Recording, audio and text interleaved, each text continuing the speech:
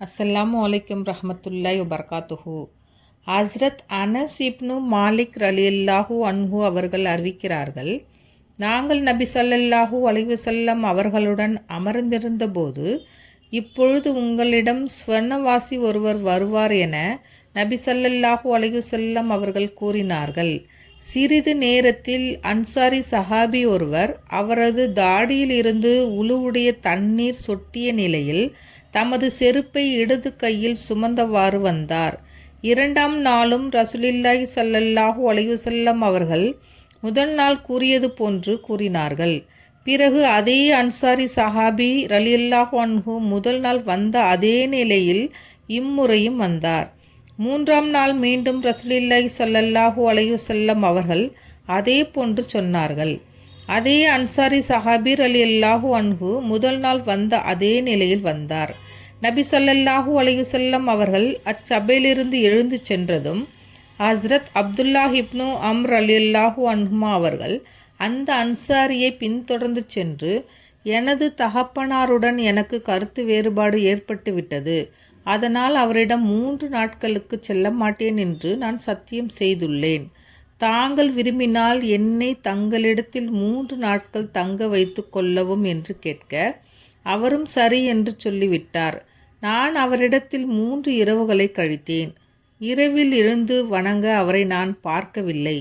ஆனால் இரவில் எப்பொழுது கண் விழித்தாலும் படுக்கையில் புரண்டு படுத்தாலும் அல்லாஹு தாலாவை திக்ரு செய்வார், அல்லாஹு அக்பர் என கூறுவார். இதே நிலையில் ஃபஜ்ர் தொழ படுக்கையிலிருந்து எழுந்து விடுவார். அவரிடத்தில் இன்னொரு செயலையும் கண்டேன். அவரிடமிருந்து நல்ல சொற்களை தவிர வேறு எதையும் நான் கேட்கவில்லை. 3 இரவுகள் கழிந்ததும் அவருடைய அமலை மிக சாதாரணமாக கருதினேன். ரசூலுல்லாஹி ஸல்லல்லாஹு அலைஹி வஸல்லம் அவர்கள் இவரை பற்றி இவ்வளவு பெரிய நற்செய்தியை கூறியிருக்க, அவரிடம் அப்படியொன்றும் சிறப்பான செயல் இல்லையே என எனக்கு வியப்பாக இருந்தது. அவரிடம் நான், அல்லாஹ்வின் அடியானே, எனக்கும் எனது தகப்பனாருக்கும் இடையே எந்த கோபமும் இல்லை, கருத்து வேறுபாடும் இல்லை. இப்பொழுது உங்களிடம் ஒரு ஸ்வர்க்கவாசி வர இருக்கிறார் என்று 3 முறை ரசூலுல்லாஹி ஸல்லல்லாஹு அலைஹி வஸல்லம் அவர்கள் உம்மை பற்றி கூறியதை கேட்டேன். 3 முறையும் நீரே வந்தீர். நான் உம்மிடத்தில் வந்து தங்கியிருந்து உமது குறிப்பான அமலை கண்டு உம்மை பின்பற்ற வேண்டுமென்று நினைத்தேன். நீர் அதிகமான அமல்கள் செய்ய நான் பார்க்கவில்லை.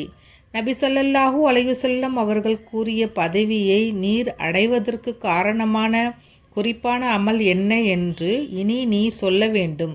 இதுதான் உண்மை நிகழ்ச்சி என்றேன்.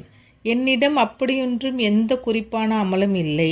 நீர் பார்த்த செயலை தவிர வேறு எந்த செயல்களும் இல்லை என்று அந்த அன்சாரி சஹாபி கூறினார். ஹஸ்ரத் அப்துல்லா இப்னு அம்ர் ரலியல்லாஹு அன்ஹுமா அவர்கள் கூறுகிறார்கள், இதை கேட்ட பின் நான் திரும்பிவிட்டேன். நான் அவரை விட்டும் திரும்பிச் செல்ல ஆரம்பித்ததும் அவர் என்னை அழைத்து, நீங்கள் பார்த்தவைதான் என்னுடைய அமல்கள். ஆனால் என்னுடைய வழக்கம் யாதெனில், என் உள்ளத்தில் எந்த முஸ்லிமை பற்றியும் கபடமில்லை. மேலும் யாருக்காவது அல்லாஹு தாலா தனிப்பட்ட பாக்கியங்களை கொடுத்திருந்தால் அதை பார்த்து அவர் மீது நான் பொறாமைப்பட மாட்டேன் என்று கூறினார். இந்த வழக்கத்தின் காரணமாகத்தான் நீர் அந்த பதவியை அடைந்தீர். இந்த காரியம் எங்களால் செய்ய இயலாத காரியம் என்று ஹஸ்ரத் அப்துல்லா ரலியல்லாஹு அன்ஹு அவர்கள் கூறினார்கள்.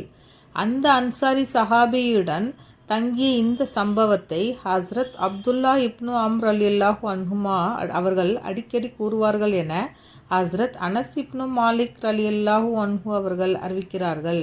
அஸ்ஸலாமு அலைக்கும் ரஹ்மத்துல்லாஹி வபரகாத்துஹு.